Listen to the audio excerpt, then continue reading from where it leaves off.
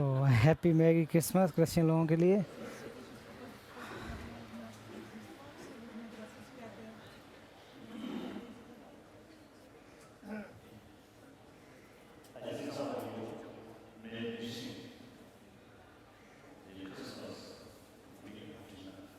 तो आप लोग ऐसा उम्मीद कर रहे होंगे कि आज क्रिसमस के रूप में बड़ा भोजन मिले, अर्थात डिनर इत्यादि का आप लोगों ने तैयारी की होगी, कुछ आयोजन किया होगा।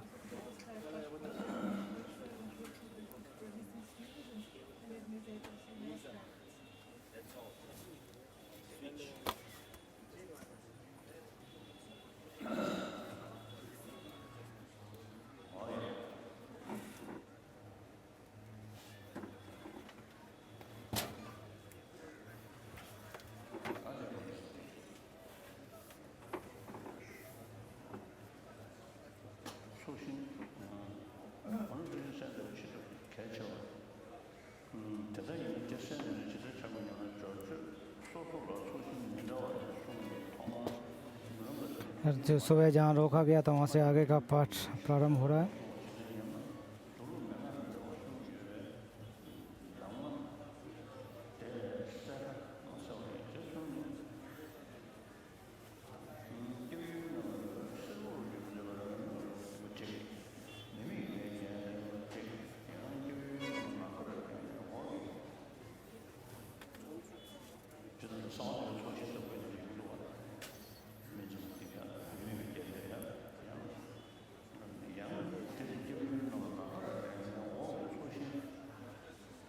जो बात यहाँ पर कही जा रही है वो भी ग्वाया समाज में भी कही जाती है, वहाँ भी देखने को मिलता है।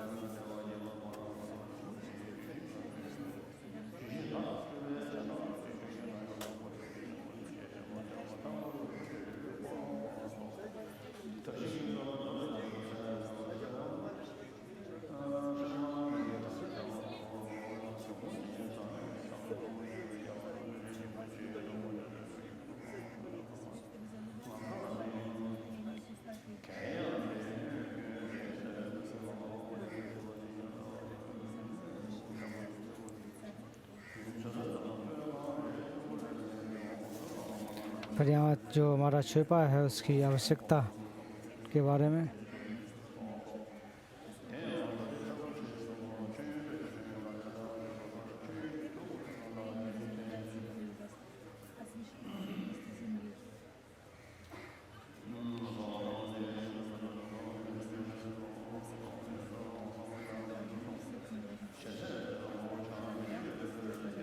तो उस समय जब प्रसाद इत्यादि चलाएँ तो उस समय इन चीज़ों को ध्यान देना चाहिए कि हमारी दीप या फिर सुगंधित अगरबत्ती इत्यादि का चढ़ावा चढ़ाएँ।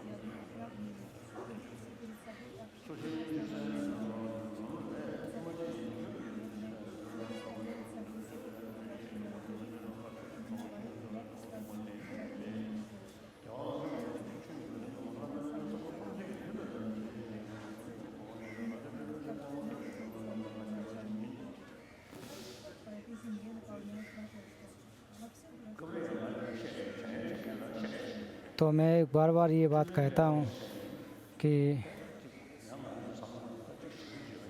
तो टेलविंग जो लेगबोम है नाम का ग्रंथ का नाम है, तो उसके नाम तो वो बहुत कुछ हो सकता है ऐसा मैं सोचता था, लेकिन अभी जब जे रिम्पोचे ने जैसा कि कहा है उनके द्वारा रचित दो प्रकार की लंबी में, एक विशाल और संक्षेप में, और उसमें माध्यमिक दर्शन के सिद्धांत और सेंट्रल, और फिर उसके बाद तंत्र के जो नवनीत छंबो कहा जाता है वो और फिर स्क्वायर समाज में जो केरिम के क्रम बताए गए हैं, और उसके बाद जो जोगरी में उसको किस प्रकार व्यवस्थित किया जाना चाहिए, और उनके खुद के द्वारा रचित और आर्यदेव के द्वारा इत्यादि, और फिर शेडोन इत्यादि जो ग्रंथ हैं और उसके अतिरिक्त 5 ग्रंथ जो हैं। तो इस प्रकार के जो ग्रंथ हैं वो वास्तविक ग्रंथ होते हैं। तो जहाँ पर यहाँ जिक्र टुल्पे लेखबम अर्थात ग्रंथ, इनके अतिरिक्त तो कोई है ऐसा नहीं है। इन्हीं को टुल्पे लेखबम कहा जाता है अर्थात ग्रंथ कहा जाता है। अवतार के रूप में जो ग्रंथ हैं इनको नाम दिए गए हैं। इससे हटकर के कोई दूसरे नहीं है। तो दूसरे कहीं हटके है तो मैं भी इस बात को नहीं मानता हूँ। और जो सूत्र और तंत्र जैसे प्रज्ञा पारमिता सूत्रों में देखने को मिलता, जिसमें जो गुहाय जो गौर रूप से अर्थ दिए गए हैं, तो उसमें भी उपदेश दिए गए हैं। जैसे चतुशतक, जैसे अष्टशतक, अष्टाध्यायी इत्यादि में देखें तो इत्यादि ग्रंथों को अगर देखें तो उनमें से ऐसा देखने को मिलता है। तो जो प्रज्ञा पारमिता सूत्र हैं उसमें भी शून्यता के जो दर्शन है उनको काफ़ी विशाल रूप से व्याख्या की गई है। जो शून्यता है वो प्रति समुत्पाद के सिद्धांत पर है। और नागार्जुन ने सीधा कहा है कि बिना हेतु पर प्रत्यक्ष हुए वो उत्पन्न नहीं हो सकते हैं। तो दूसरी जो हमारे जे रिम्पोछे की जो 14 ग्रंथ हैं उनसे हट करके अगर कहा जाए कि जो टुल्पे ग्रंथ हैं तो ऐसा कहना मुश्किल होगा। ये मेरी सोच है, ऐसा नहीं कि आप सब उसी तरह माने। जैसा कि उपदेश की बात और जहाँ पर ग्रंथों की बात आई है तो उन्होंने कहा है कि ये सारे के सारे ग्रंथ एक दूसरे जो उपदेश है एक दूसरे को में प्रभावित किए जाते हैं। तो ऐसा नहीं है कि जे रिम्पोछे झूठ बोलते हैं, ऐसी बात नहीं है। तो अगर हम हट कर के कहें कि ये उनका उपदेश नहीं है तो ये शायद ठीक नहीं है। तो उनकी जो 18 ग्रंथ हैं उनको अच्छी तरह से रखरखाव करना चाहिए, अध्ययन करना चाहिए। और उनका अगर अभ्यास करें तो ज़्यादा अच्छी बात है। अगर अभ्यास करेंगे तो टुल्पे जो लेखबम है वो इसमें सम्मिलित हो जाएगा। तो मैं इस तरह से मानता हूँ। और जे यवसे और लुटुप जी उनकी जो दर्शन है और तो उनके अभिसमय अलंकार और सूत्र अलंकार को बारे में अगर सोचेंगे और थोड़े मन में अगर थोड़ा परिवर्तन अगर हो जाता है, अगर ये परिवर्तन जो है छोटी बातों से लेकर के नहीं होता है, ये परिवर्तन तभी ये जो परिवर्तन बड़ा परिवर्तन होता है, छोटा कोई परिवर्तन नहीं होता है। अगर ग्रंथों को नहीं जानते, जिनके सोच विचार बिल्कुल न हो तो उनमें कोई परिवर्तन नहीं हो सकता है। आप लोग विद्यालय में रहते हैं तो आप लोग बहुत दिनों से वर्ष अध्ययन करते हैं, 20-25 साल 30 वर्षों तक आप लोग अध्ययन करते हैं। तो आप लोग को सोचना चाहिए। लमरिम छेम्पो में कहा गया है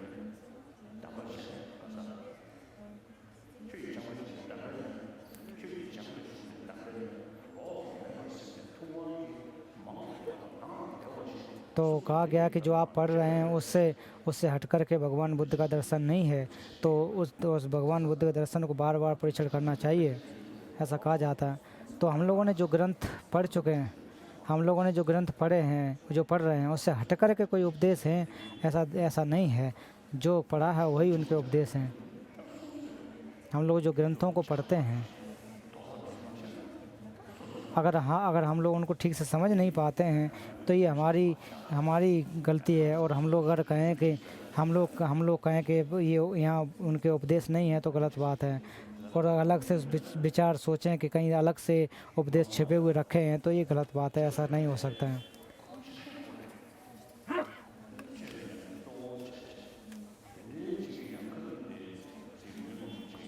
और एक विद्वान की उदाहरण दे रहे हैं कि काफ़ी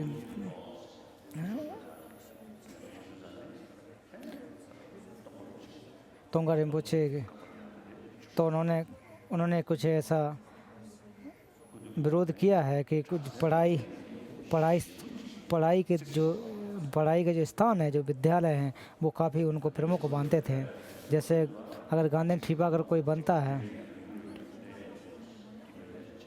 तो गांधी ठीपा जो बनते हैं, कोई लामा या फिर कोई अवतारी लामा हो या वही जा सकता है, ऐसी बात नहीं है। तो ये जो गांधी ठीपा बनने का जो नियम है वो पूर्व के लामा वो दलाई लामा ने बंद बंद कर दिया कि जो पढ़ाई लिखाई के दौरान उसको ये पद मिल सकता, ना कि कोई अवतारी लामा हो, ऐसा कोई ज़रूरी नहीं है।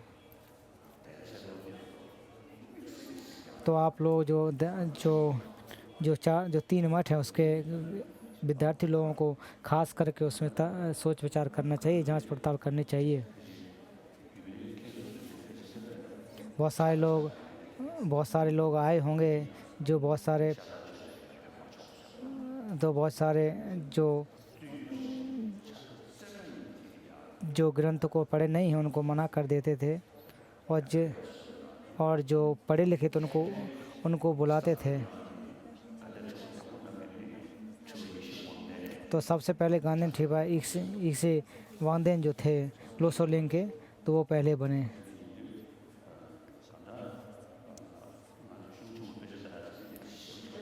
तो जो हम लोग ग्रंथों का अध्ययन करते हैं वो बहुत महत्वपूर्ण है, क्योंकि बुद्धत्व को प्राप्त करने के लिए जो शून्यता का ध्यान है, नागार्जुन के 6 ग्रंथ हैं, उनसे हट कर के शून्यता के ग्रंथ से नहीं हैं।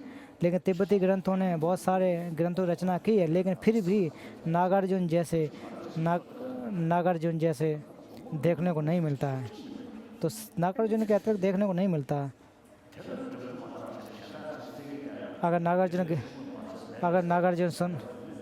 अगर जो ग्रंथ हैं उनको अगर आप न देखें, जिनमें जो चीज़ नहीं कही उनको अगर उनमें ढूंढें, तो ये मुश्किल है। इसको ऐसा नहीं करना चाहिए। तो आप लोगों के पास आपके हाथ में जो रत्न है उसके बारे में जानना चाहिए, उसको पहचानना चाहिए। ये बहुत महत्वपूर्ण होता है।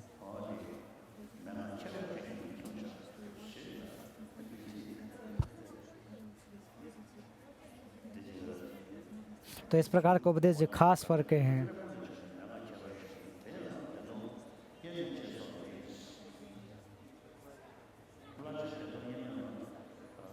लक्षण देते तो छुगेमा उन्होंने रचना की थी। उनके 5वें जो अब तो 5वें अब के लोग 5वें दलाई लामा जो थे, उनके जो छुसिंग इत्यादि उत्पन्न होने के बारे में देखने को मिलता है।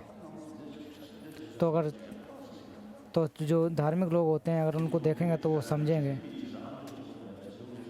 अगर आँख बंद करके, कान करके बंद करके अगर सुनना चाहें या जानना चाहें तो कुछ जान नहीं पाएंगे। उनके लिए आँख खोलना चाहिए। और ग्यासो की जो ग्रंथ है उसमें भी कहा जाता, जामानता कहा के इत्यादि को जो उसमें तो उनको जो उनको चढ़ाया जाता था, तो उसको एक आशीर्वाद के रूप में माना जाता था।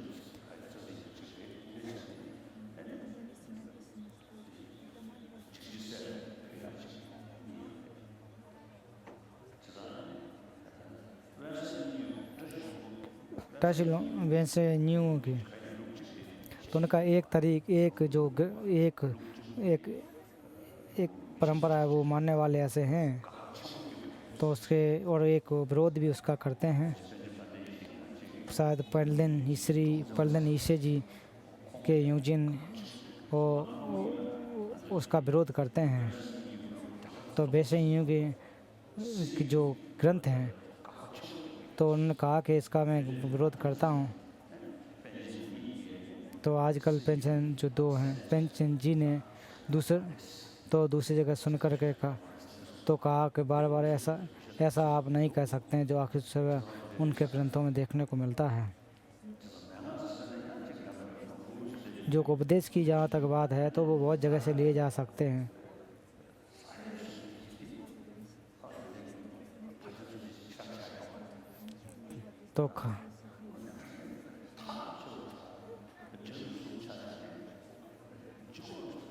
तो जे रिम्पोछे जो ग्रंथ हैं, उनके जो लमरी इत्यादि, उनको देखो तो काफ़ी उसमें वजन है, उसमें काफ़ी गंभीर अर्थ है।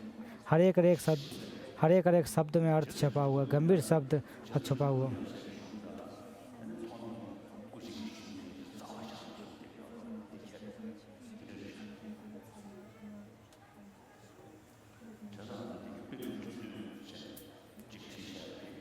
तो इसलिए मैंने जो नालंदा के 17 जो विद्वान उनके बारे में मैं लिखा, तो उनके जो स्तुति है उसको मैंने लिखा हूँ। और मैं मानता हूँ कि वास्तव में जो मैंने काम किया है, तो मैं हालांकि बहुत बोलता हूँ, तो 17 विद्वानों के बारे में सबके लोग, हम लोग सब लोग बातचीत तो करते हैं, तो बाकी वास्तव में धर्म के धारक थे।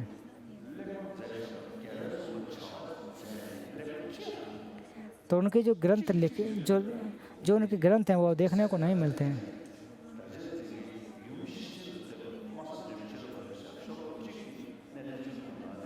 जो नेते चित्र 16 हैं, उनमें से एक के अतिरिक्त, एक श्लोक के अतिरिक्त दूसरे ग्रंथ देखने को नहीं मिलते हैं। तो फिर आप कहें कि अपने ग्रंथ, अपने इस शास्त्र, इस दर्शन को बचाना चाहते हैं, उसके धारक बनना चाहते हैं, तो कैसे कर सकते हैं? तो हो सकता है कि ये मेरा बुरा विचार हो। तो वास्तव में ये किस तरह से जो शासन है उसको कैसे रख सकते हैं?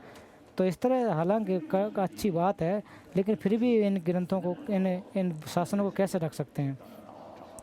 तो फिर उसके बाद जो 15-17 विद्वान है, दावा ठकवा, संग, बुद्धपालिता, चंद्रकीर्त, धर्मकीर्त, पशुपति इत्यादि के बारे में, तो इन लोगों ने वास्तव में हम लोगों की आँख खोली। तो इन लोगों ने दर्शन को या शासन को बचाए रखा और उनको पकड़ के रखा। और इन लोगों को उदाहरण में इनको देखें तो इन लोगों ने वास्तव में जो भगवान बुद्ध के दर्शन का गंभीर मार्ग है उसको इन्होंने खोज निकाला या स्थापना की। तो मैंने 15-17 विद्वानों की स्तुति लिखी है, रचना की है। इसका अर्थ इसका जब अर्थ के बारे में, जो इसका जो वास्तविक का,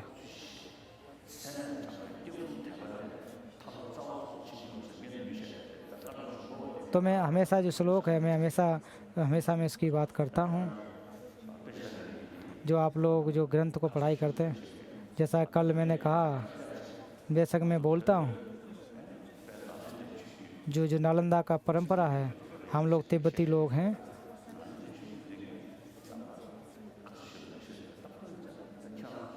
तो नालंदा की परंपरा के बारे में अगर देखें, ढूंढने के लिए जाएं, तो आप लोग ही, कोई बाहर से नहीं है, कहीं बाहर से कोई व्यक्ति ऐसा नहीं है, आप ही लोग हैं। और नालंदा की परंपरा अगर जो वास्तव में आप लोगों को सोचना चाहिए कि उसको उस परंपरा को धारण करने की हमारी जिम्मेदारी है, चाहे आप लोग पढ़ाने वाले आचार्य लोग हों, चाहे शिष्य लोग हैं, तो आप लोगों को भी मेहनत करना चाहिए, सोचना चाहिए। अभी तक आप लोगों ने मेहनत की, और ज़्यादा मेहनत करनी चाहिए। अगर इन 3 मठों में ये पठन छूट जाए तो नालंदा की जो परंपरा है वो नष्ट हो जाएगी। अगर छोटे छोटे उपदेश इत्यादि को पकड़े रहें या उनको इस बारे में सोचें, तो हम नालंदा की परंपरा को उद्धार नहीं कर सकते हैं।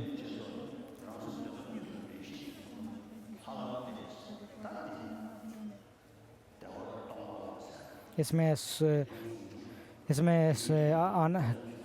खुशी और शून्यता के बारे में 2 बातें कही हैं, या सुख और शून्यता के बारे में बात कही है, उनके बारे में सोचना चाहिए। इसमें केवल द्वैतों नामक या सुख या शून्यता की बात केवल करते हैं तो उससे फ़ायदा नहीं होगा। तो सबसे पहले हमें शून्यता के सिद्धांत की जानकारी होनी चाहिए। अगर माध्यमिक या फिर विज्ञानवादी की दोनों में से किसी की अगर शून्यता का सिद्धांत नहीं होगा, तो फिर किसी प्रकार की हम साधना करें, इष्ट देव इत्यादि की साधना करें, तो संभव नहीं हो सकता है। तो हम लोगों को निश्चित रूप से ये शून्यता और के जो ज्ञान है उसके बारे में सोचना चाहिए। इन दोनों को साथ साथ लेकर घूमना चाहिए। अगर इस तरह से कर सकते हैं तो बहुत अच्छी बात है। अगर पूरा तरह से अध्ययन नहीं है या अच्छी तरह से नहीं जानते तो मुश्किल होता है।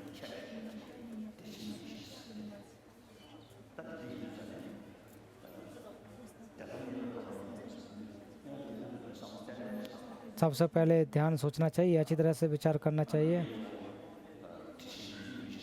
कि जो प्रतिसमुत्पाद के सिद्धांत से उत्पन्न होते हैं, और इसके बाद प्रतिसमुत्पाद को अच्छी तरह से सोचें, और काफ़ी जब तक सोच विचार अच्छी हो जाए उसके बाद जो महासुख की बात है, तो मासुक जो है शून्यता को ध्यान में रखते हुए, शून्यता का अभ्यास करते हुए प्राप्त किया जा सकता है।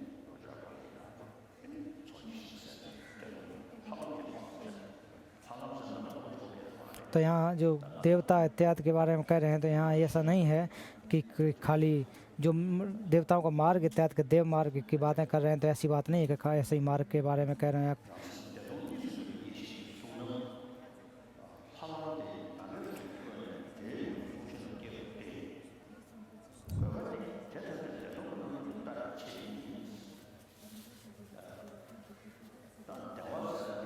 तो जो सुख है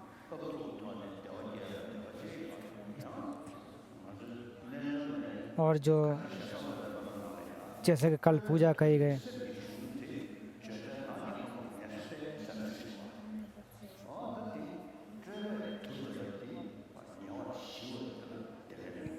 तो एक तो हमें बाहरी चीज़ों से जो खुशी मिलती है उसको सुख को परिभाषा दी जाती है।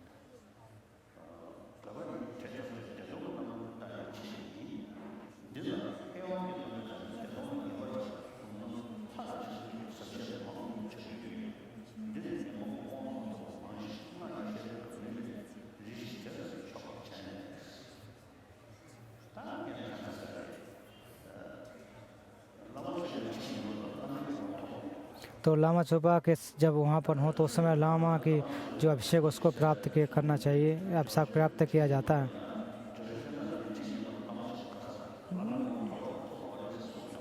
तो अगर लामा का जो अभिषेक है वो उसको बिना बिना अभिषेक प्राप्त किए हुए भी और जो हमारा देतों उसका अभ्यास करना पड़ता है, तो ये थोड़ा सा विरोध जैसा होता है।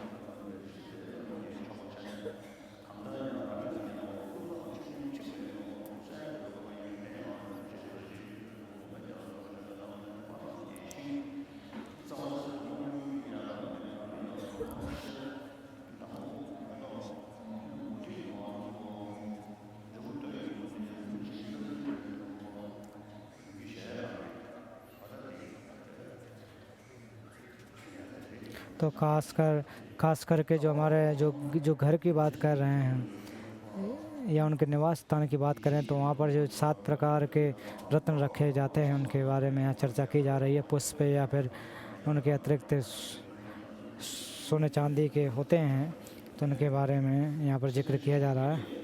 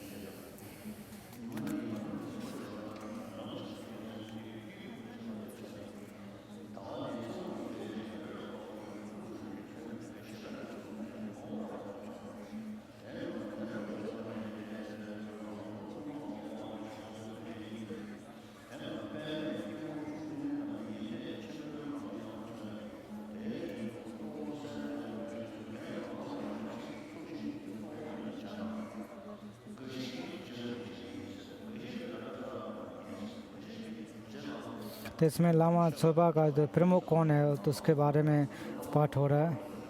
कुछ लोग कहते हैं जे रिम्पोचे हैं, कुछ लोग कहते हैं कि खुद स्वयं के जो लामा होते हैं वो होते हैं। तो इत्यादि इत्यादि प्रकार अपनी अपनी मान्यताएं होती हैं।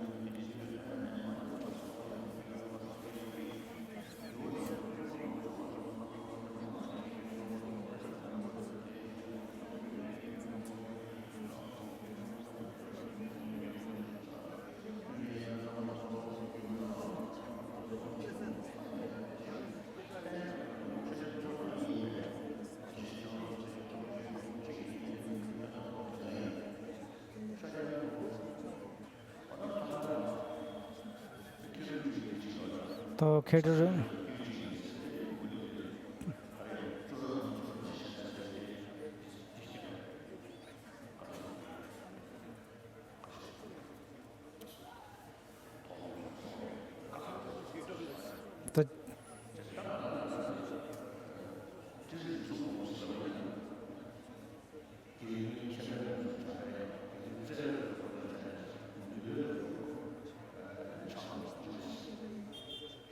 तो जो 3 प्रकार के जो विशेषताएं होती हैं, जो प्रज्ञा, प्रेम और जो शक्ति, उनके अनुसार से अलग अलग देवताओं के रूप में वहाँ पर रखा गया है।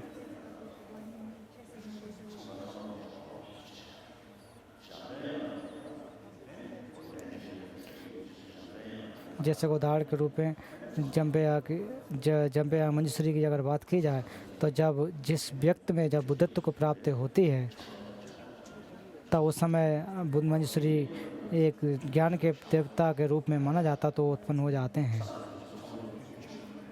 और भगवान बुद्ध के जो 3, तो भगवान बुद्ध के दर्शन को अगर एक हेतु के रूप में मान दिया जाए तो ठीक नहीं होता। खेटूजीव ने ये कहा था। तो उनके जो जहाँ तक जिनका बहिष्कार किया जाए, उनका भी रूप एक जैसा होना चाहिए। जैसे ग्वाय समाज के जो देवता इत्यादि होते हैं, तो वो लोग देवता इत्यादि के रूप में उत्पन्न होते हैं। और तो इसलिए कालचक्र इत्यादि में भी 700 से ज़्यादा प्रकार के देवता इत्यादि होते हैं। तो उनकी जो रूप इत्यादि, तो उनके अनुसार से अलग अलग मंडल इत्यादि उत्पन्न बनाए जाते हैं और उनके से पैदा होते हैं। तो इस प्रकार के जो हेतु हैं अलग अलग होने चाहिए। बिना अलग अलग हेतु से इनका हम लोग मान भी नहीं सकते, इनका अभ्यास भी नहीं कर सकते हैं।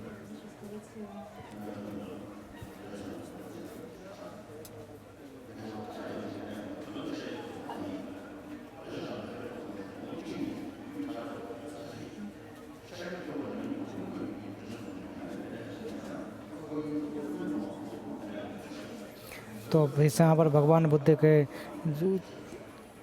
परिनिर्वाण प्राप्त करने के बाद भी भारत में बहुत सारे विद्वानों ने किस तरह से भगवान बुद्ध के दर्शन को व्याख्या की, इसके बारे में यहाँ पर व्याख्या हो रही है। और उसके अतिरिक्त तिब्बत में भी किस प्रकार से धर्म फैला के बारे में। जैसे हो सकता है अगर बुद्ध के अवतार तो हो सकते हैं, अगर नागार्जुन या आर्यदेव इत्यादि को कहो कि भगवान बुद्ध के अवतार हैं, तो इस कहने में अगर कहें तो क्या है कि इसमें कोई बुराई है क्या?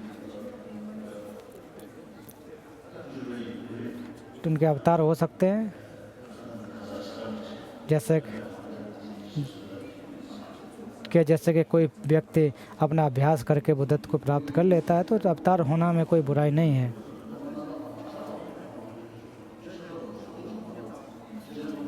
तो यहाँ पर तिब्बत में जो गुरु इत्यादि हुए हैं, उनके बारे में पाठ होता हुआ।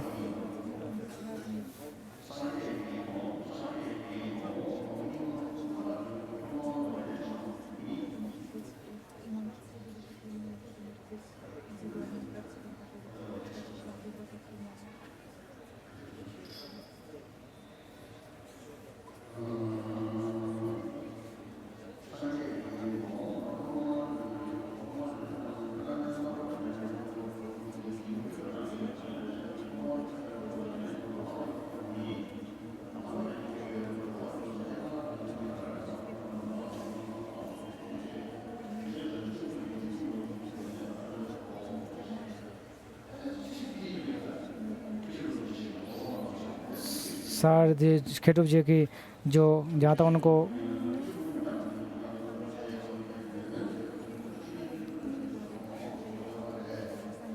खेटू जी जो शब्द को बता रहे, शायद ये शब्द होगा।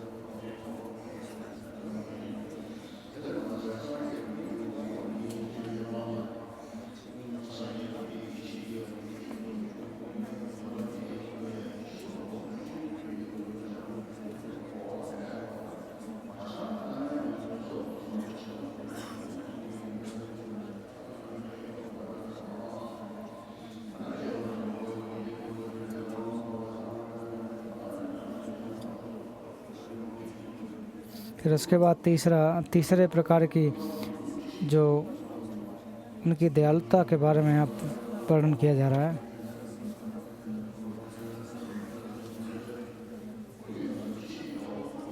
जैसे कि सूत्र परंपरा से उनको शिक्षा देना, अभिषेक इत्यादि देना,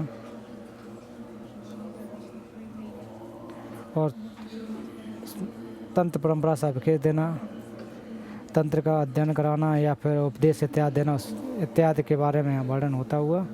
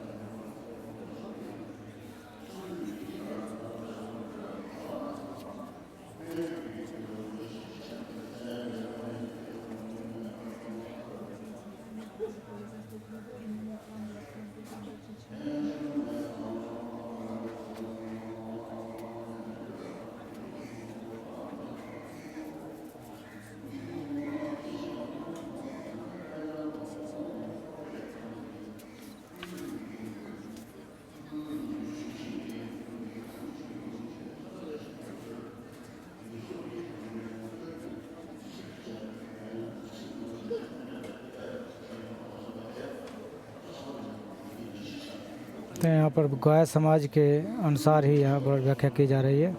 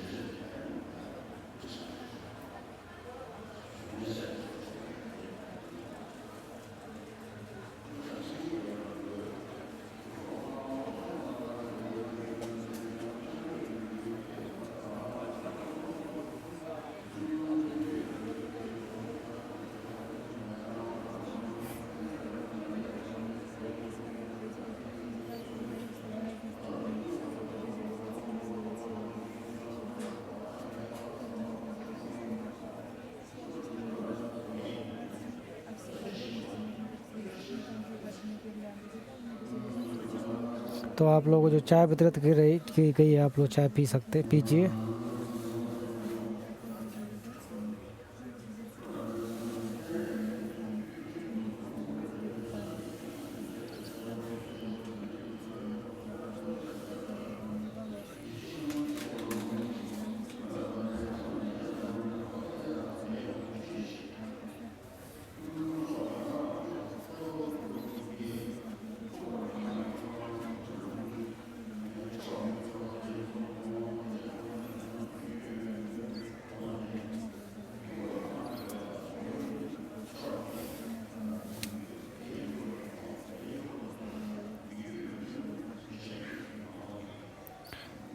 तो जो बुद्ध हैं अलग, तो उनके ऊपर किस प्रकार से जो बुद्ध चारों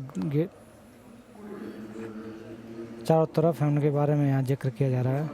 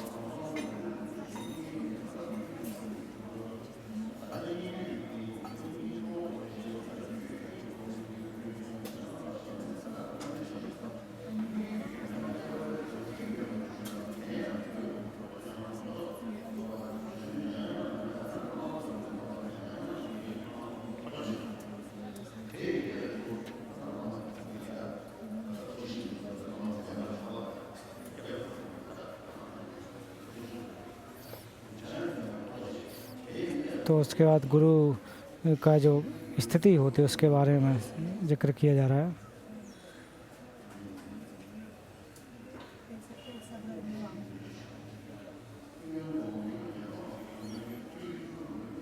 कि अभ्यास करते समय किस इनकी अवस्था किस क्या होनी चाहिए उसके बारे में जिक्र, उसके बारे में पाठ किया जा रहा है।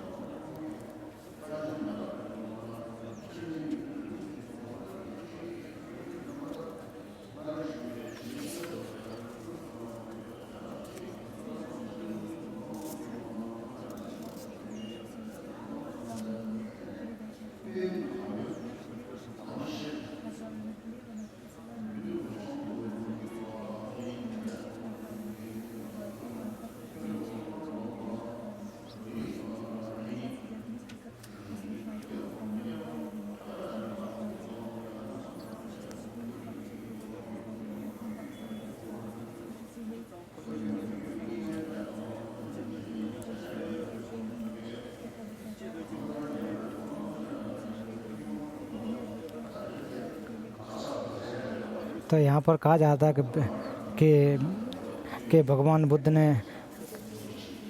कि अपने अपने अनुसार भगवान बुद्ध ने लोगों के अनुसार दर्शन दिया, उसी प्रकार से जिसके जैसी आवश्यकता थी उसी हिसाब से उसी के तरीके से यहाँ व्याख्या की जा रही है कि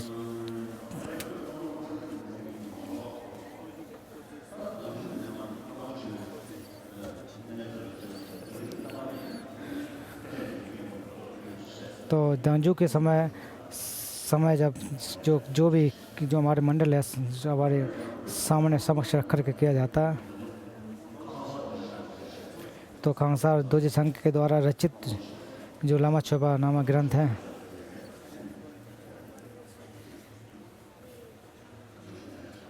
तो उनके द्वारा दांजुक नामक ग्रंथ है उसको पढ़ा जाता है।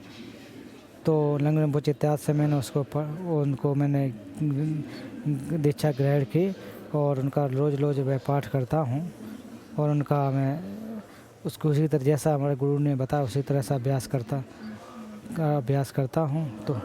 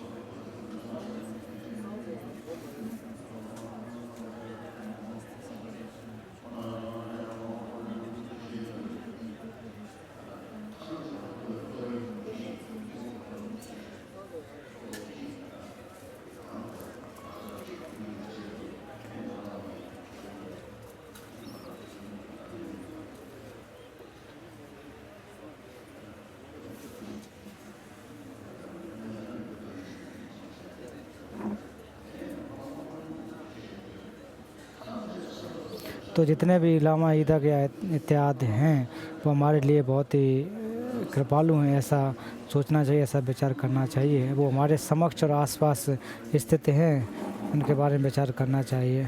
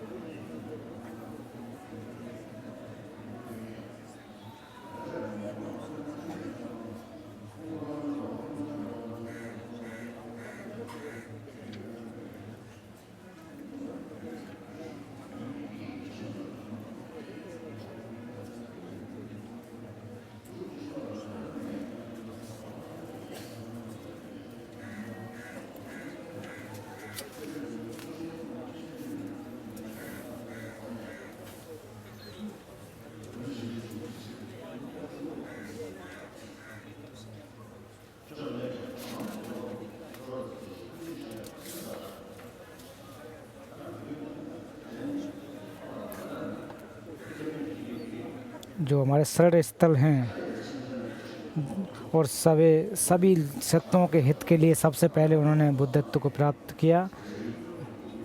और और सभी सत्यों के हित के अलावा दूसरों के हित के नहीं है।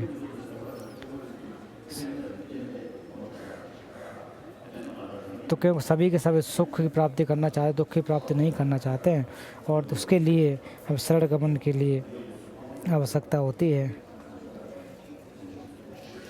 तो हम लोग भी जो धर्म को अध्ययन करते हैं या फिर जानते हैं, तो सभी लोग इन बातों को समझते हैं।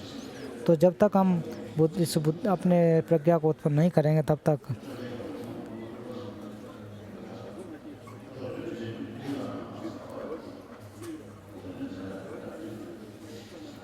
तो जितने भी सूत्र इत्यादि की ग्रंथ की रचना की है, तो उनका मतलब यही है कि उनसे पढ़कर के बुद्धत्व इत्यादि को प्राप्त किया जा सके।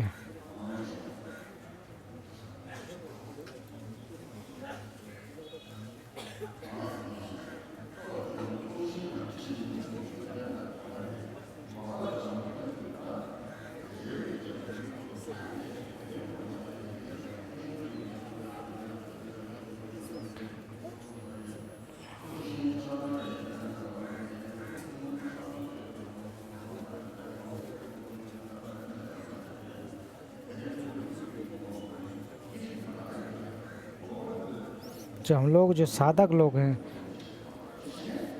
हम लोग चाहते हैं, हम लोग अगर इसका अभ्यास करना चाहें तो हम लोगों के अंदर तो उत्पन्न हो सकते हैं। तो इसे जो बुद्धत्व की चक्षु की बात की जाए तो हमारे अंदर उत्पन्न होते। पहले हम लोगों को एक निश्चित करना चाहिए उसके जब पहले उसको प्राप्त करने का जब इच्छा उत्पन्न करेंगे तो हमारे अंदर उत्पन्न हो सकते हैं।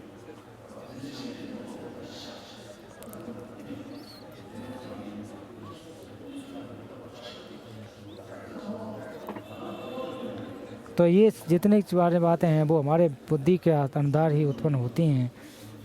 इस पर हमारी जो प्रज्ञा उसी पर निर्भर होकर उत्पन्न होती हैं।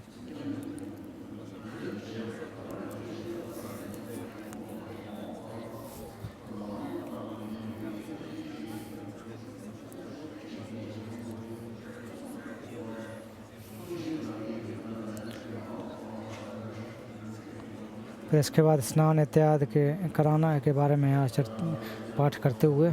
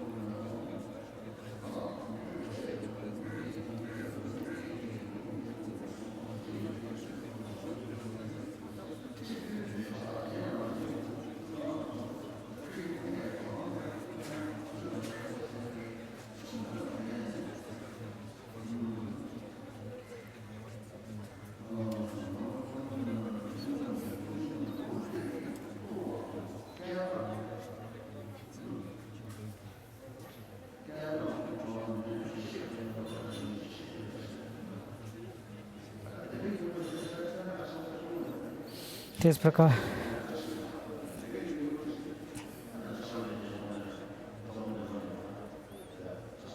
जैसे कि डोम तंबाकू,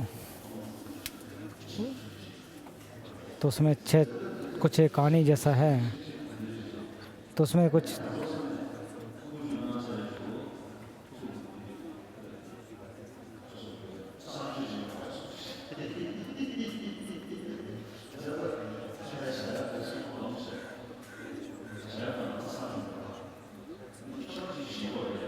जो पूजा का गृह इत्यादि होता है उसमें कहते हैं टॉयलेट इत्यादि नहीं होती है, तो उसमें केवल पूजा पाठ करने का ही जगह होता है। तो ज़्यादातर जो ध्यान करने वाले हम लोग हैं उनके अनुसार से हम लोगों के जो साधक लोग उनके अभ्यास से किया जाता है। तो इसका प्रमुख उद्देश्य तो ये जो पुण्य संभार है, ज्ञान संभार और पुण्य संभार को प्राप्त करने के लिए इन चीज़ों का आयोजन किया जाता है। और फिर स्थान इत्यादि को स्वस्थ करने के लिए जो हमारे पांच प्रकार के स्कंद हैं उनको शुद्ध करने के लिए इनका आयोजन करते हैं। तो उसके समय देवता इत्यादि के रूप में दूसरा इत्यादि के रूप में परिवर्तित होते हैं। तो कुछ चीज़ें ऐसी हैं जो कि काफ़ी गौड़ है, इनको समझा नहीं जा सकता है, जैसा कि मैंने कल कहा था।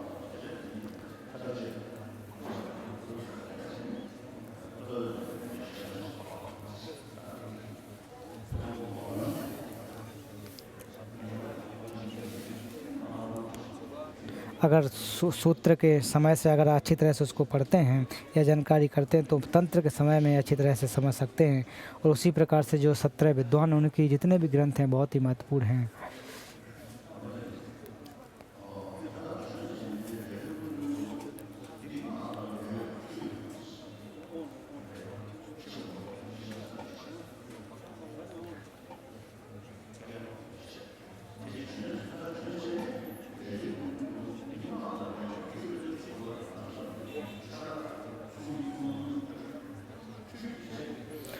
उस समय स्नान देवता है स्नान करने के बारे में व्याख्या की जा रही है।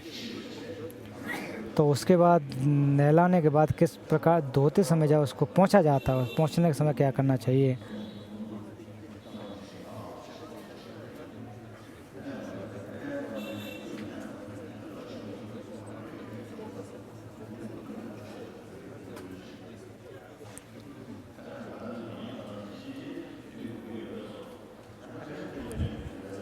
तो कभी कभी जैसे हम लोग मनुष्य के होने के नाते कभी कभी इन चीज़ों की आवश्यकता है, कभी कभी नहीं होती है, इस तरह से लगता है।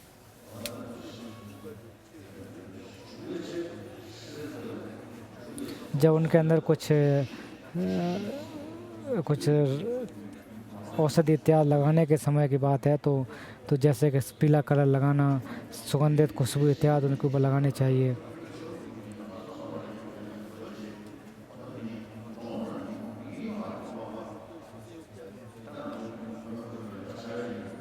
जैसे कि मनकोट में यहाँ जब गर्मी होती है तो उस समय ईवा का नाम का कोई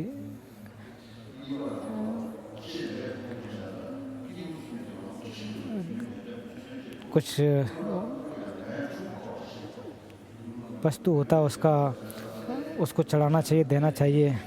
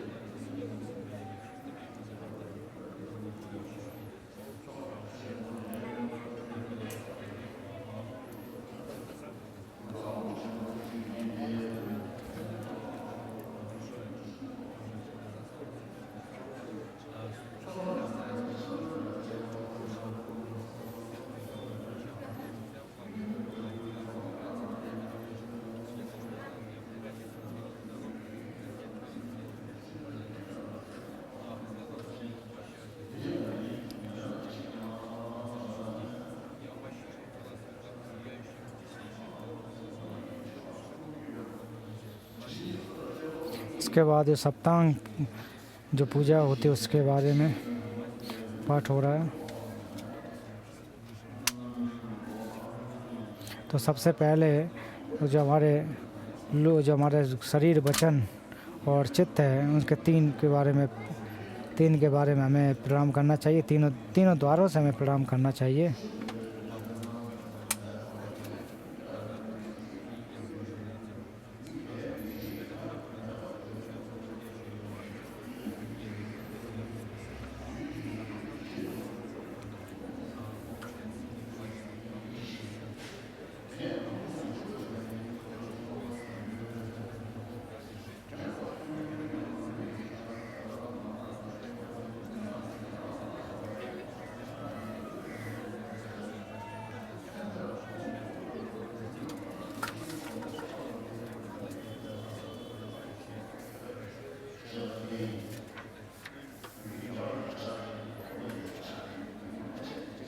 जैसे भारतीय लोग प्रणाम जैसे करते हैं, तो जिस प्रकार से भारतीय लोग प्रणाम करते हैं उसी तरह की यहाँ पर व्याख्या की गई है।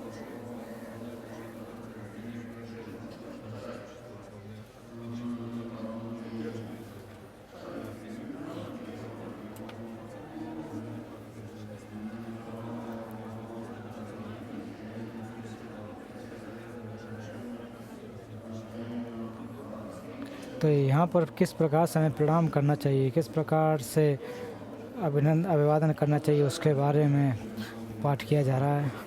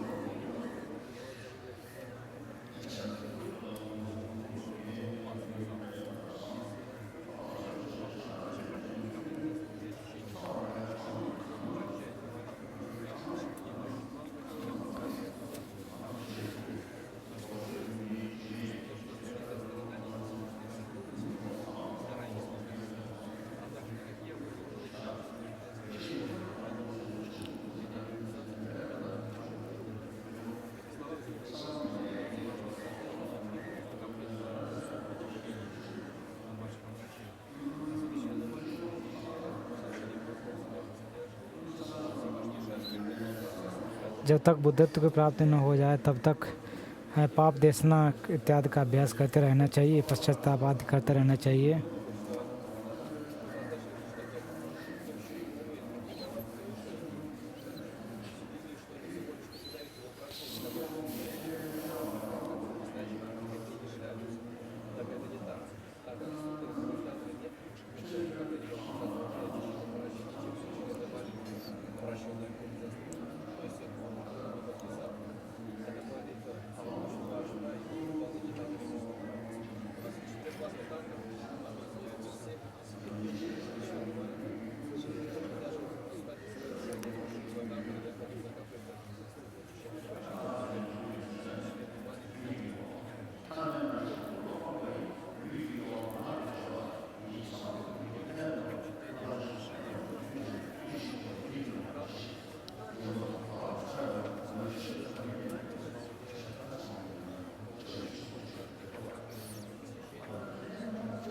तो लिज्जे रिम्पोचे ने भी सवांग जो ग्वाल समाज उसकी प्रार्थना रचित की है, उसकी रचना की है। ये सारी चीज़ें इनके बारे में सोचना चाहिए।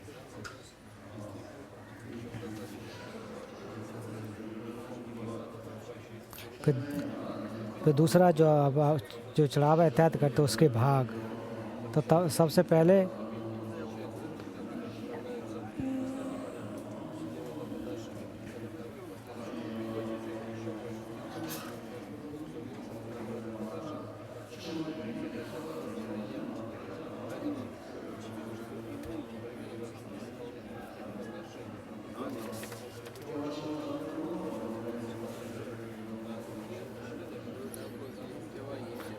इसके लिए भी हमारा जो सोच विचार है वो अच्छा होना चाहिए।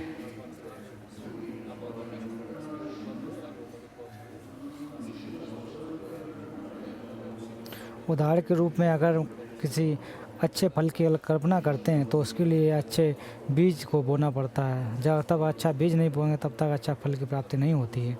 उसी प्रकार से हमें भी अगर बुद्धित्व को प्राप्त करना है तो उसके लिए अपना जो प्रेरणा है वो अच्छी बनानी चाहिए।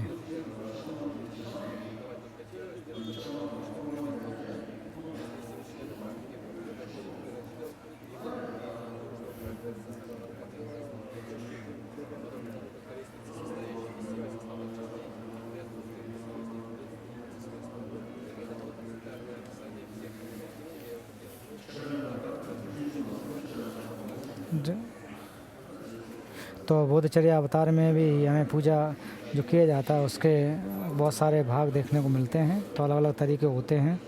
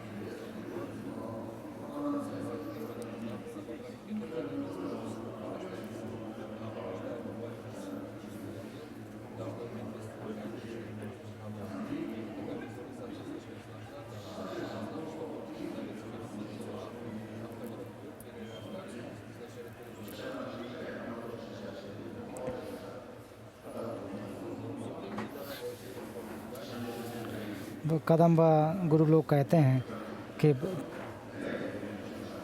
भगवान जब हम लोग भगवान बुद्ध ने कहा है कि जब हम लोग दिक्कत या परेशानियां होती हैं तब उन्होंने खुद कहे हैं कि ये हमारे जो कर्म है उसकी वजह से इसके फल की उत्पन्न होती है, दुख होती है। तो ऐसी बात नहीं है कि कुछ जो उम्र इत्यादि के फर्क से हो, ऐसा कुछ नहीं हो सकता। वो हमारे कर्म के जो फल है उसकी वजह से उत्पन्न होती हैं। एक बार की बात है, एक बार मेंसी खां की बात, वहाँ पर एक आयोजन किया, वहाँ मुझे बुलाया और मैंने कहा कि तिब्बती जो दवा है उसमें बहुत शक्ति है, काफ़ी फ़ायदावर होती है। वास्तव में जो बीमारी है उसको जड़ से नष्ट कर देती है, उसको फ़ायदा होता है। और दूसरी तरफ से देखा जाए और उसके बाद जो एस्ट्रोलॉजी करते हैं तो जब मृत्यु हो जाने के बाद देखते हैं कि उसका भाग्य के बारे में देखते हैं, कहाँ जन्म लिया, क्या होगा, उसके बारे में बात करते हैं। तो इसके बारे में बहुत ज़्यादा विश्वास नहीं करता हूँ।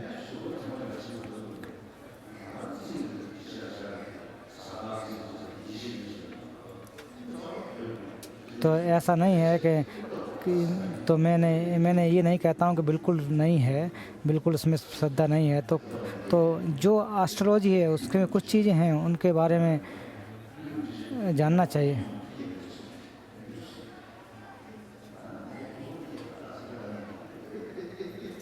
तो लेकिन पूछे भी कहते हैं कि उनका जो जन्म होने का एक दिन है उस दिन पैदा हुआ।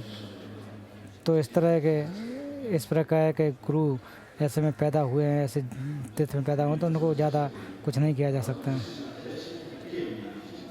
तो हम लोगों के तो दो चीज़ें बहुत महत्वपूर्ण हैं। एक तो जन्म लेने के दिन होती है, मृत्यु होने का दिन होता है। ये दो चीज़ बहुत महत्वपूर्ण होता है। तो इन दोनों के बारे में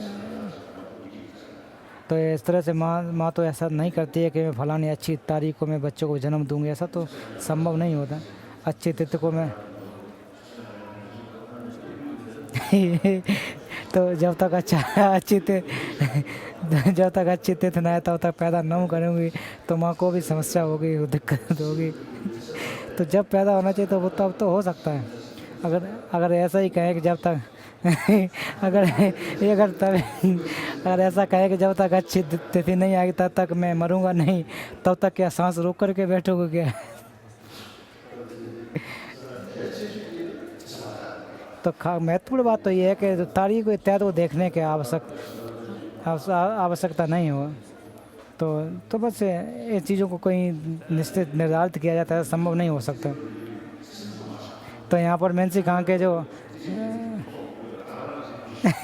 मेंसी खां के लोग जो यहाँ पर बैठे हो, तो आप लोग को हताश नहीं होना है, तो आप लोग उस काम को करते रहिए। अब मैं कह रहा हूँ, विरोध कर रहा हूँ, ऐसी बात नहीं है।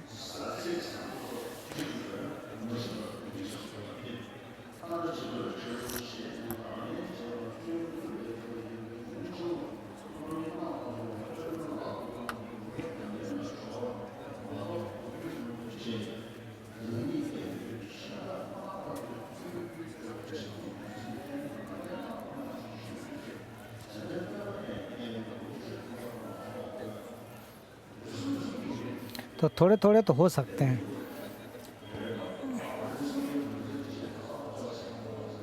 तो बिल्कुल उसको नकार देना अच्छी बात नहीं है।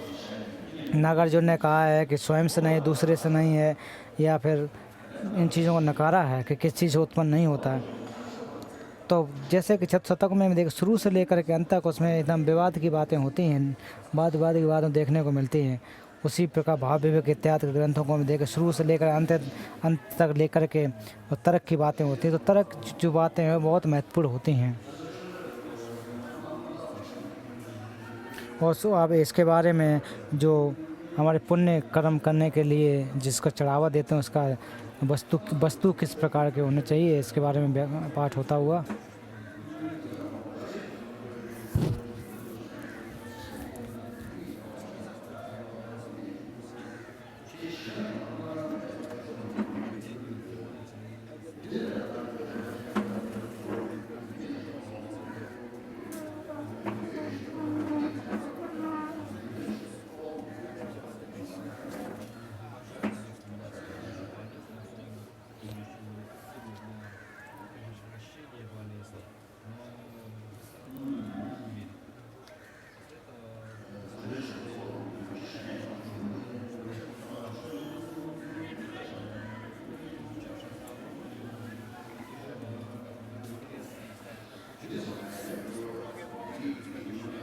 इसके बाद मंडल इत्यादि का अर्पण करना।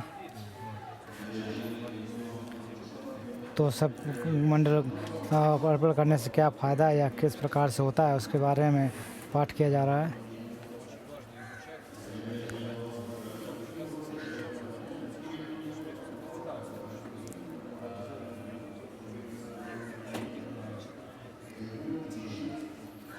तो मंडल का आकार किस प्रकार से होता है और कैसे होता है, उसके बारे में।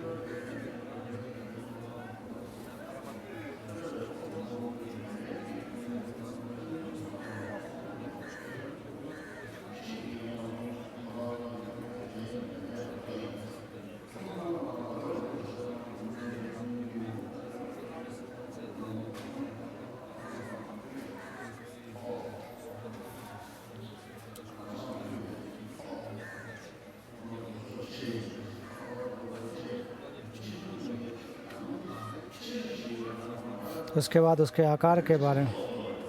तो मंडला जो बड़ा बनाने की आवश्यकता होती है, जैसे मंगोलिया में वहाँ पर मंडला बहुत बड़ा है।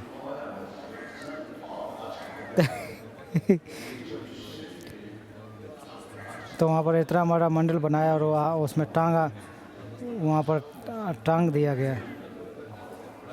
और जब मंडल को अर्पण किया जाता है तो उसको नीचे उतार लिया जाता है और वो चढ़ाया जाता है।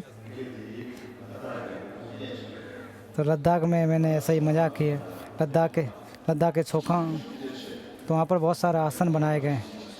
वहाँ पर दलाई लामा का एक आसन है, फिर उसके बाद जो गुरु लोग हैं उनके आसन बनाए हैं। तो मैं वहाँ पर जाऊँ तो वहाँ मंत्र पढ़ करके मानी इत्यादि देकर पाठ करके वहाँ पर मैं रुका। तो वहाँ पर मैं धर्म एक जगह मैं गया, तो वहाँ पर ज़्यादातर जोर को मृत्यु रखे थे, मूर्ति रखे थे, और आसपास में उनके वहाँ पर आसन रखा था।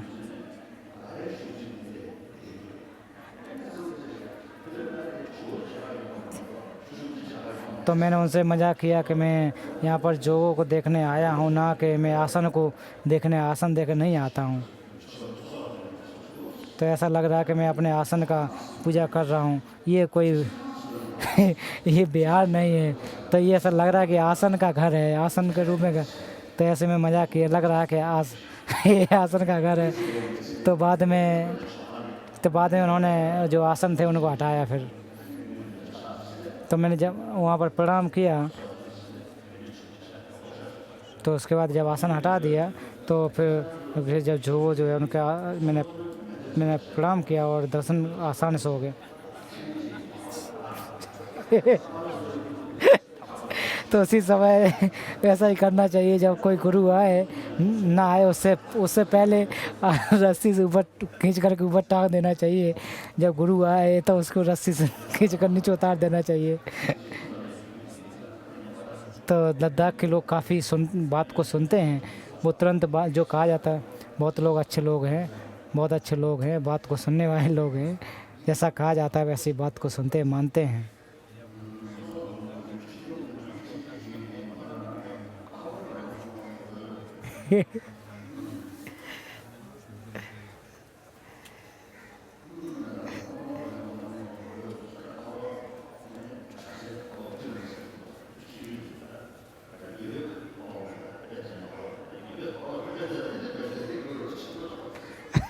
तो उसी को अगर हालांकि रिम्पोचे की बात करें, वो छोटे हैं, लेकिन वो जब मंडल के उसको करते हैं तो मंडल तो काफ़ी बड़ा है, तो उसका मंडल अर्पित भी नहीं कर पाते हैं।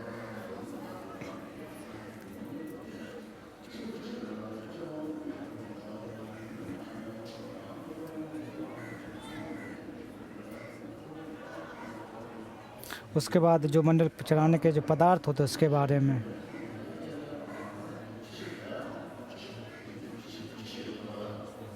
तो पाप इत्यादि को नष्ट हो जाए उसके बारे में विचार करना चाहिए। जब आप उसको मंडल को बनाते समय कि हमारे इससे पाप इत्यादि नष्ट हो जाए, उसके बारे में सोचना चाहिए।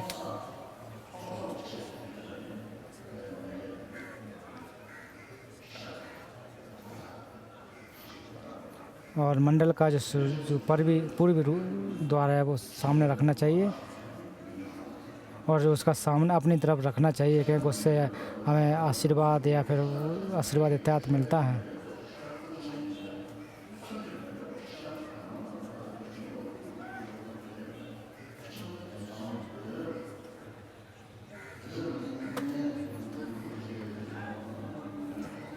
और उसमें ऋभव या फिर लिंग इत्यादि के बारे में बातें की जा रही हैं। जो पदार्थ हैं उसमें क्या पदार्थ होते हैं, उनके बारे में रत्न इत्यादि होते हैं।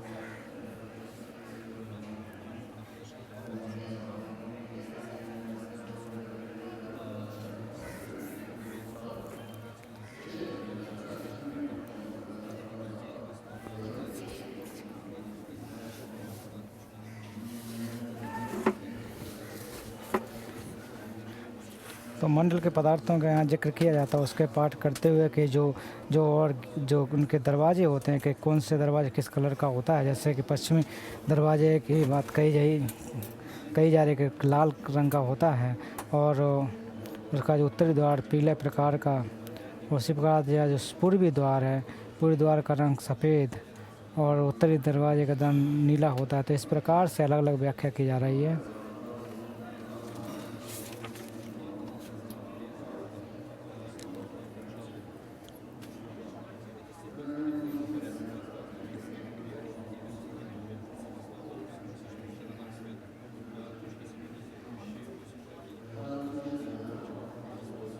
और जो 4 प्रकार के द्वीप हैं, उन चारों द्वीपों में के बारे में व्याख्या करते हुए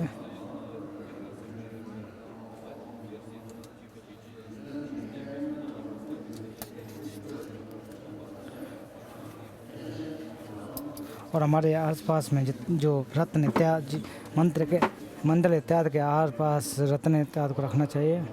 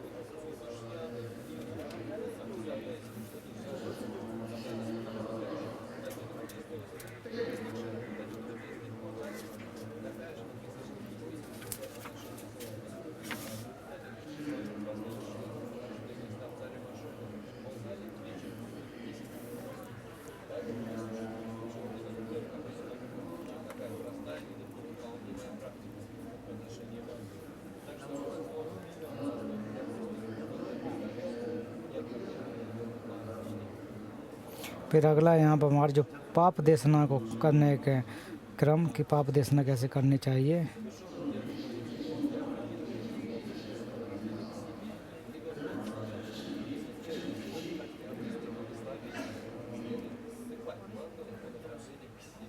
तो जो भी हमारे अंदर पाप उत्पन्न हो गए हैं वो दोबारा से उत्पन्न न हों आदि के बारे में यहाँ पर जिक्र किया जा रहा है।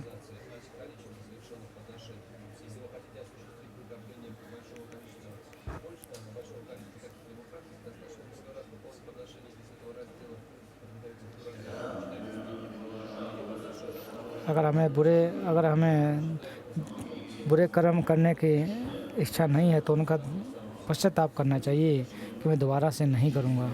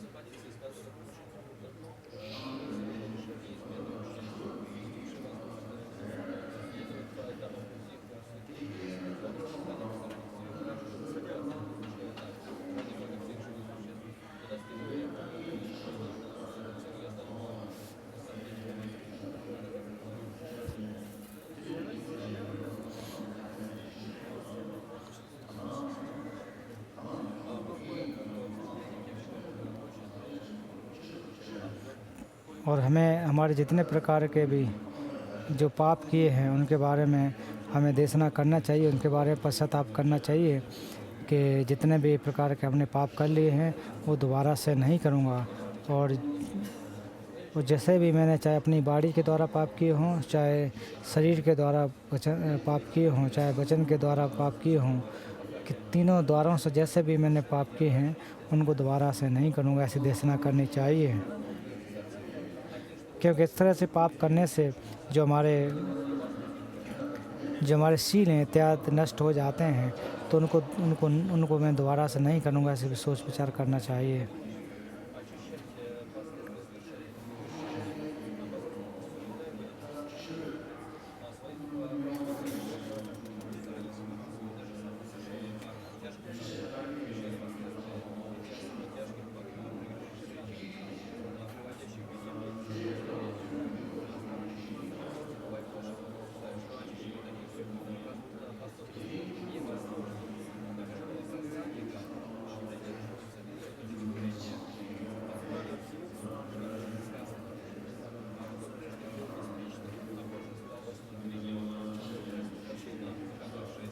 तो यहाँ पर कह रहे हैं कि अगर पाप देशना जो कर रहे हैं तो डर करके या भय के रूप में नहीं करना चाहिए, अपने स्वेच्छा से पाप देशना करने की कोशिश करनी चाहिए, कि किसी घबराहट से या फिर किसी के दबाव में आकर के पाप देशना कभी नहीं करना चाहिए, पश्चाताप इत्याग नहीं करना चाहिए।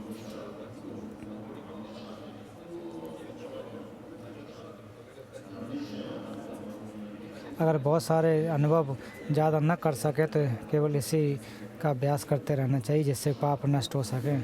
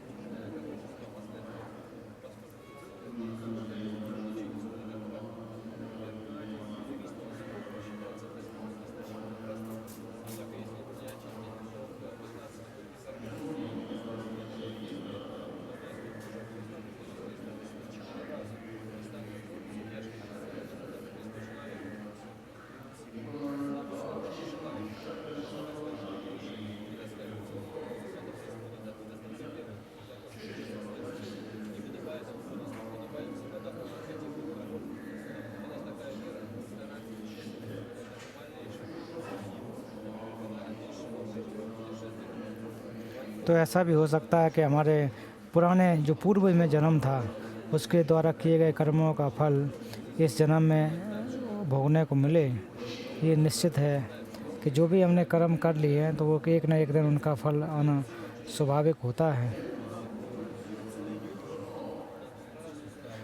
क्योंकि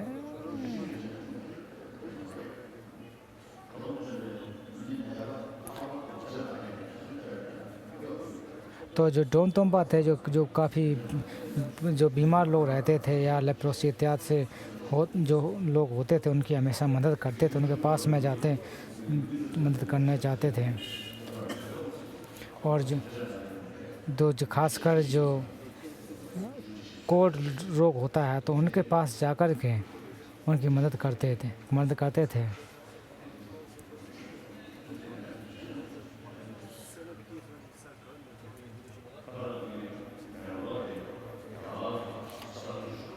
बंगलौर में जाकर के एक साधु से मुलाकात हुई। उसने अपनी बायोग्राफी की किताब मुझे दी।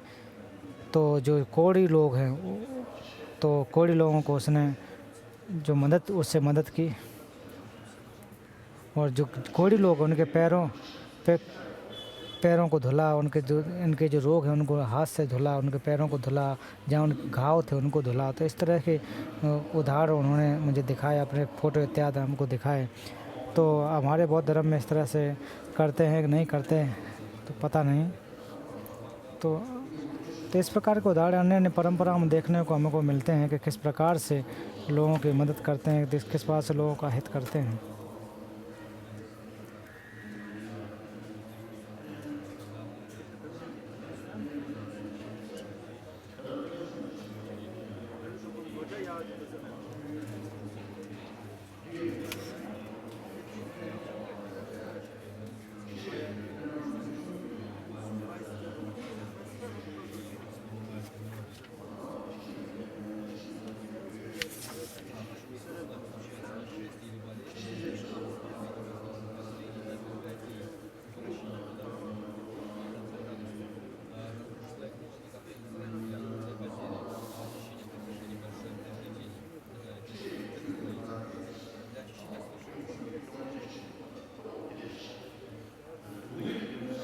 जो दुख का दुख है उसके बारे में सोचेंगे और उस समय अगर आप पश्चाताप करेंगे तो पश्चाताप तो अच्छी तो बात है, ये तो करना अच्छी बात है।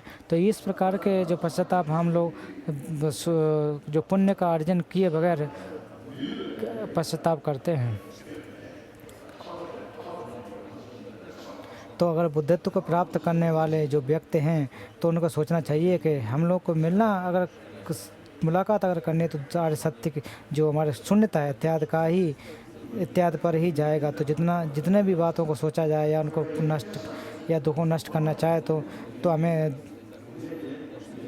जो शून्यता है उस पर ज़रूर निर्भर होना पड़ता है।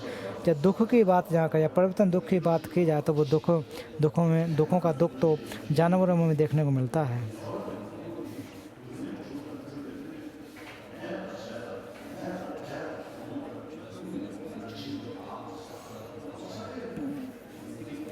तो हम लोग जो बौद्ध धर्म के लोग हैं उनको संस्कार दोष है उसके बारे में ध्यान लगाना चाहिए, उसके बारे में सोचना चाहिए। क्योंकि ये संस्कार दुख ही ऐसा है जो हमारे आत्मग्राहता है उसको पकड़ के रखता है, तो उसको नष्ट करना चाहिए। तो इसके बारे में बाद में कहा जा रहा है।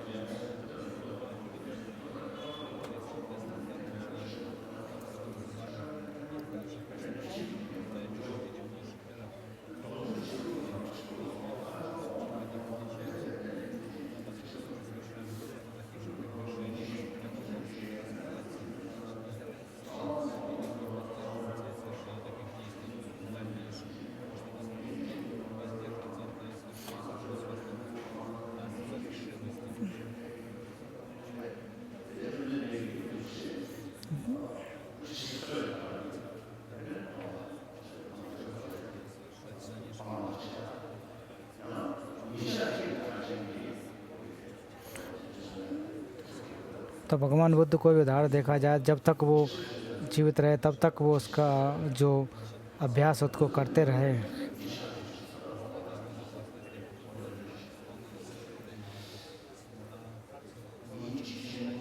तो रात दिन उसका अभ्यास किया।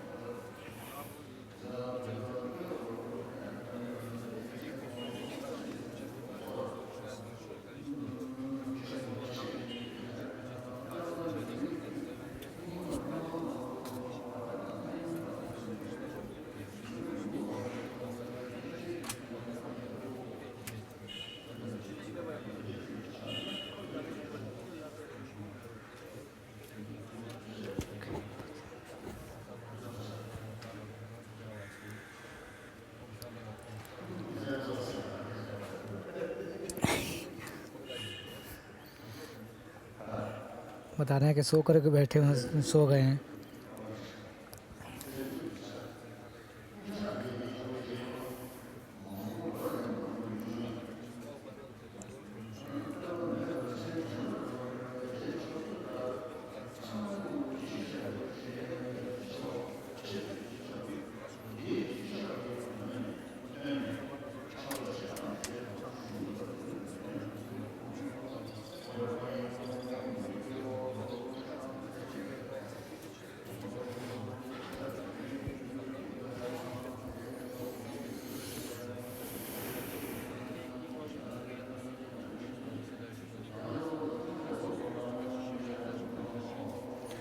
फिर चौथा यहाँ से शुरू होता है कि प्रणाम ना करना या दूसरे के जो भी कार्य कर रहे हैं उसके बाद खुशी ज़ाहिर करना, उसके बारे में पाठ।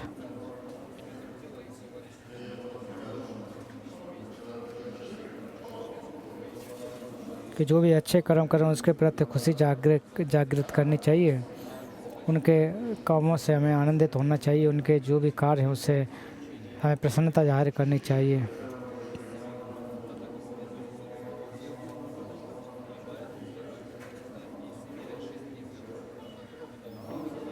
अगर दूसरे कार्यों के प्रति हम खुश होंगे तो अच्छी बात होती है, अपने को प्रसन्नता मिलती है। और घमंड या क्रोध या फिर ईर्ष्या करेंगे तो अपने कोई दुख की प्राप्ति होती है।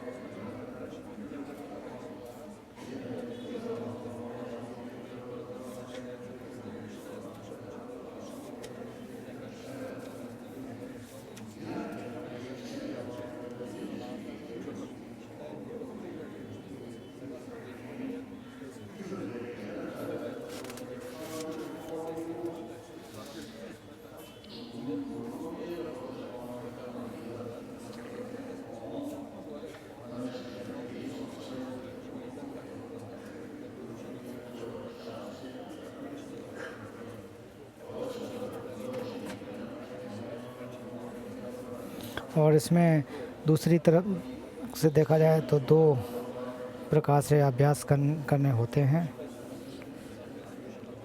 तो प्रसन्न होने की बात यहाँ तक होती है, अपने एक तो अपने जो पुण्य है उसके प्रति प्रसन्नता जाहिर करनी चाहिए, दूसरा जो दूसरे लोग पुण्य का अर्जन करें उनका प्रसन्नता करनी चाहिए इत्यादि के बारे में।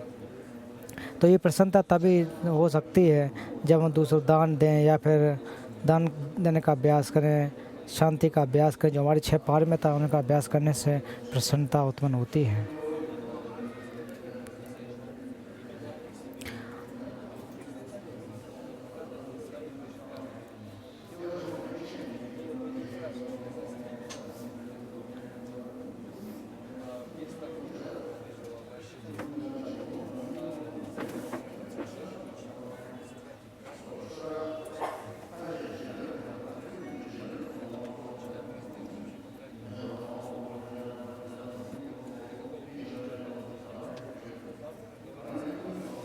तो चाहे आप कोई किसी प्रकार का मंत्र जाप करें या फिर किसी भी प्रकार का पढ़ाई अध्ययन करें, सोच विचार करें या फिर पुण्य अर्जन करें या खुद उत्पन्न करें या दूसरा करें, उसके प्रति हमें प्रसन्नता जाहिर करनी चाहिए, खुशी जाहिर करनी चाहिए।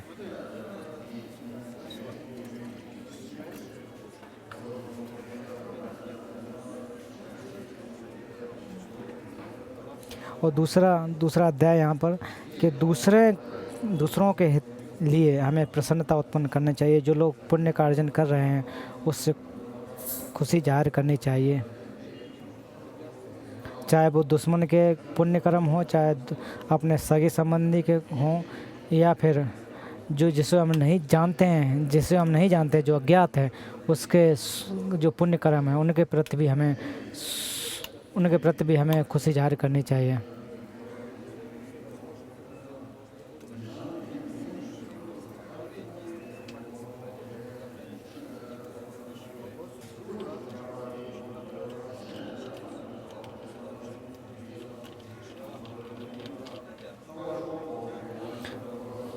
और फिर 5वां यहाँ पर अध्याय शुरू होता है कि बुद्ध धर्म चक्र उपदेश देने के लिए प्रार्थना करना।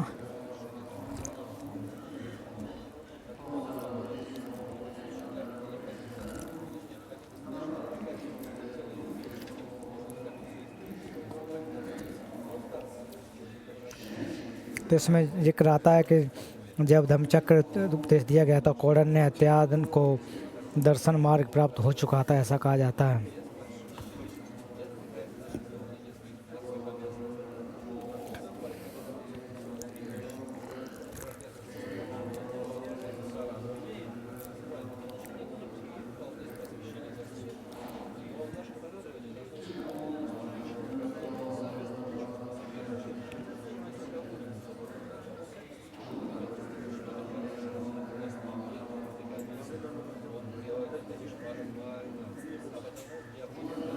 और छठवां अध्याय यहाँ से कि निर्माण को प्राप्त अभी मत करिए।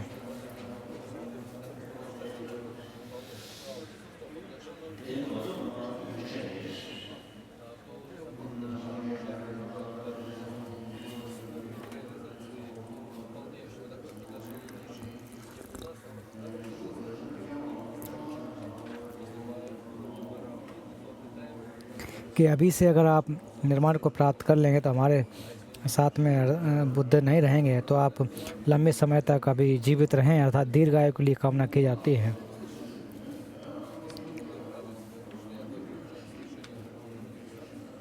तो ये सप्तांग पूजा के भाग होते हैं। तो छठवां इसका अंग है कि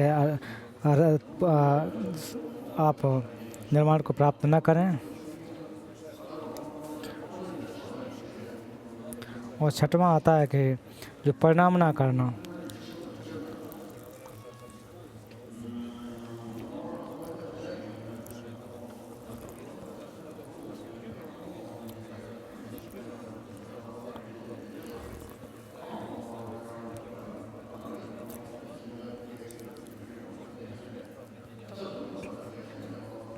जो परिणाम ना भी करना चाहिए, किसके लिए करना चाहिए, कब करनी चाहिए, इसके बारे में, और किस प्रकार से परिणाम ना करनी चाहिए।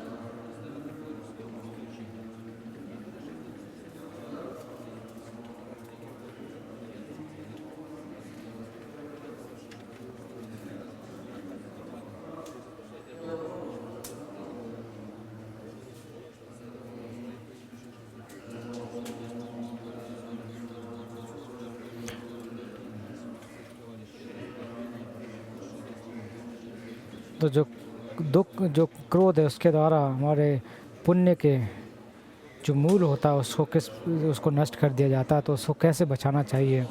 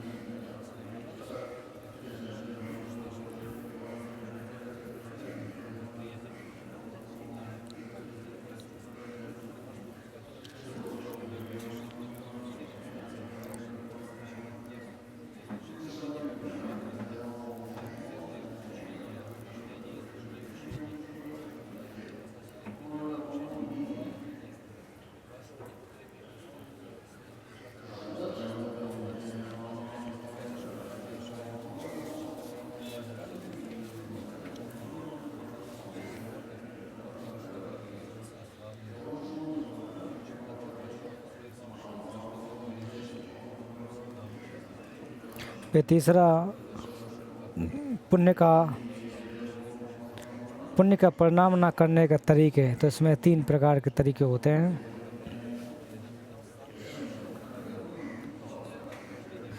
पहला तो हम खुद के और दूसरे के दिल में बुद्ध का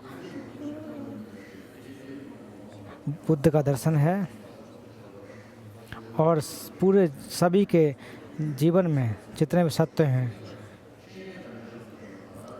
वो हमारे जो कल्याण मित्र उनके अनुसरण करना होता है।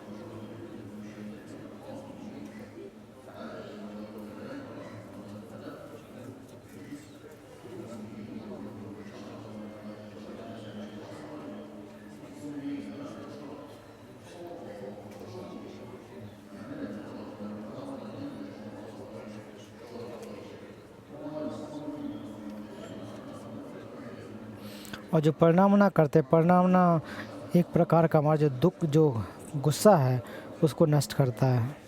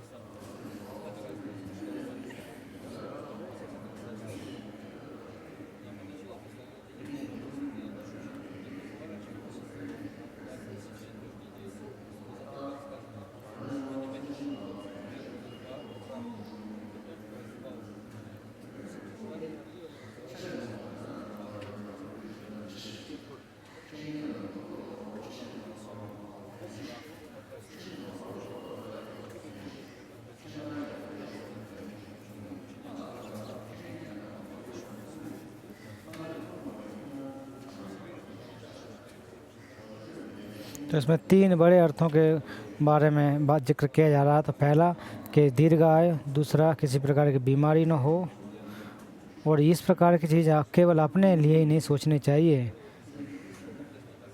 और तीसरी बात के जो बड़े अर्थ की बात, जो हमारे कल्याण मित्र हैं उनका अपमान इत्यादि नहीं करना चाहिए।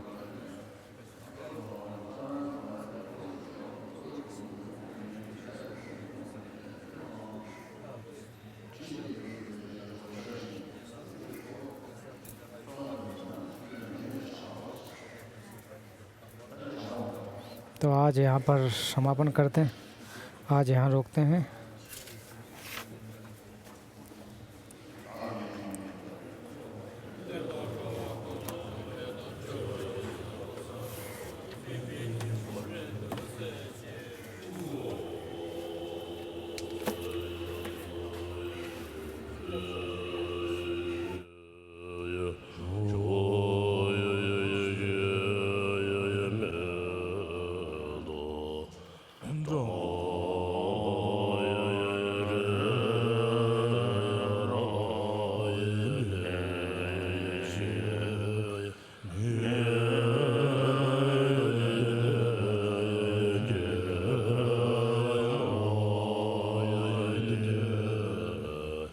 So